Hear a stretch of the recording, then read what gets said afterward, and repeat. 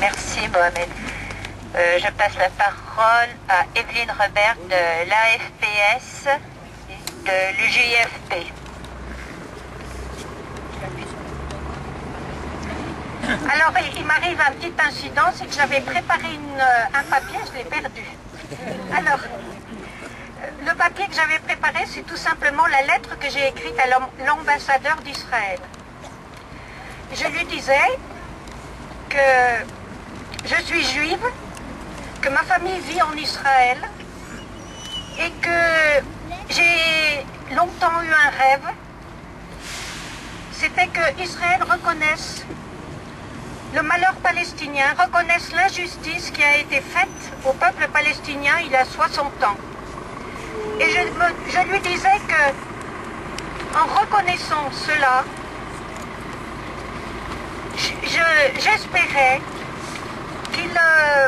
qu'il s'ouvrirait aux réfugiés palestiniens qui désirent revenir dans leur pays, qu'il s'ouvrirait au peuple qui l'entoure, et qu'on ne voit pas cette espèce d'enfermement, cet enfermement qui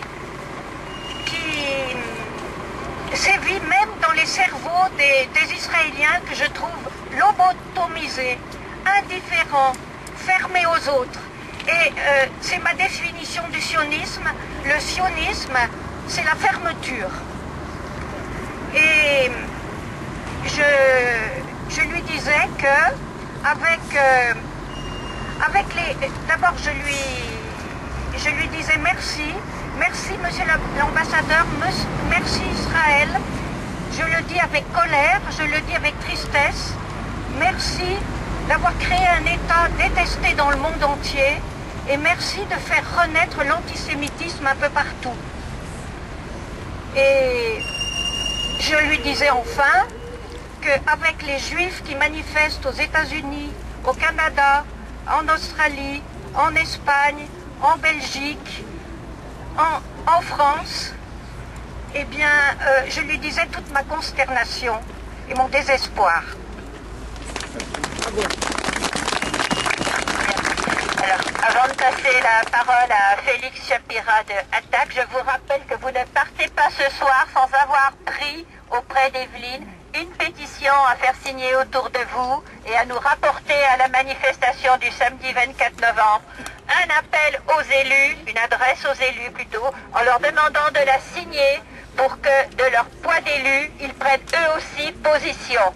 Le peuple de France se lève, il faut que les élus les suivent. Félix.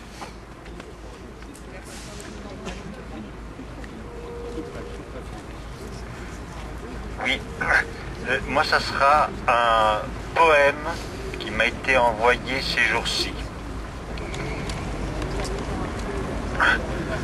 Quand la guerre est finie, les pauvres en meurent encore des années après. Les pauvres en meurent encore. Quand la guerre est finie, les pauvres racontent l'histoire des morts, dans leur cœur, dans leurs âmes, dans leur âme. Ils la racontent encore. Les enfants la récitent comme un conte, et les petits-enfants crient « Encore, raconte, encore, encore, encore les morts !» Les morts n'ont pas la paix, tant qu'elle n'est pas racontée. Les morts n'ont pas la paix tant que les pauvres sont pauvres. Pauvres d'histoire et pauvres de vérité, pauvres d'avenir et pauvres de passé, pauvres de haine et riches en amour. Un poème de Ricardo Montserrat.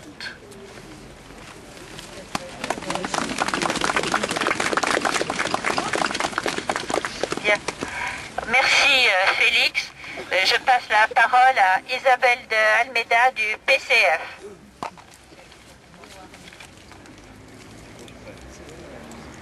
Oui, bonsoir, bonsoir à tous.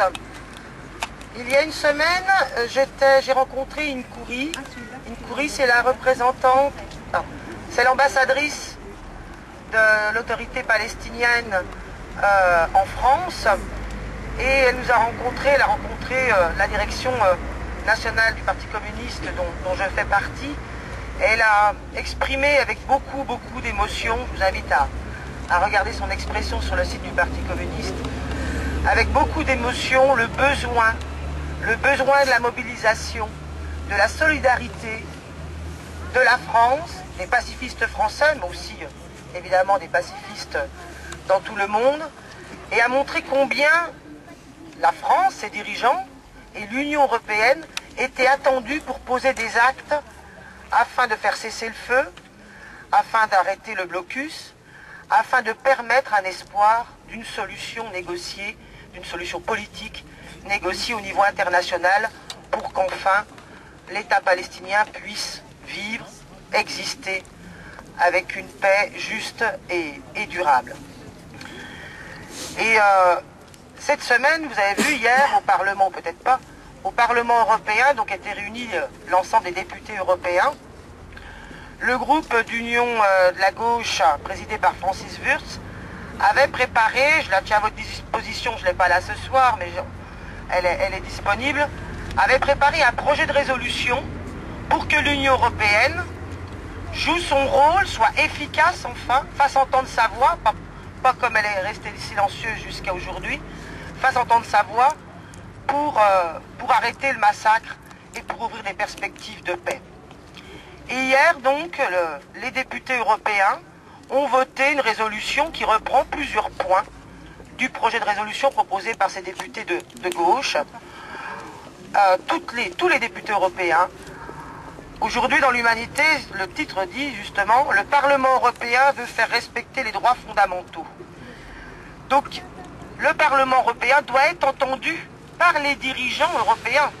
Parce que vous savez très bien que le Parlement européen, il y a quelques semaines, a voté le refus de rehausser le statut des relations entre Israël et l'Union européenne, mais faisant fi de la démocratie européenne, les représentants des affaires étrangères des 27 pays, avec à sa tête Bernard Kouchner, ont rehaussé le statut des relations entre l'Union européenne et Israël.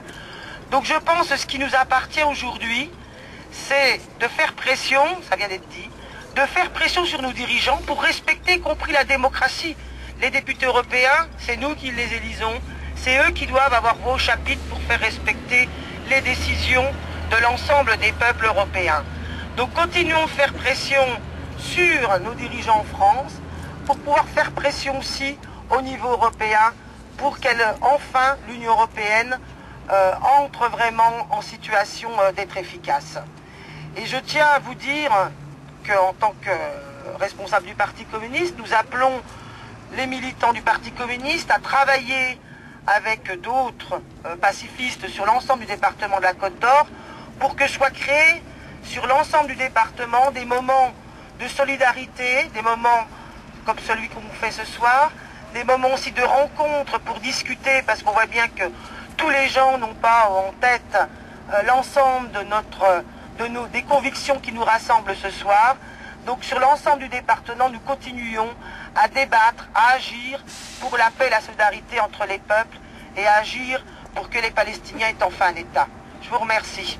En tant que conseillère régionale, je m'associe bien évidemment, vous le voyez bien, pleinement à la lettre qui va être déposée aux élus et j'espère dans un prochain temps déposer aussi un vœu au conseil régional pour la question de la paix en Palestine. Merci.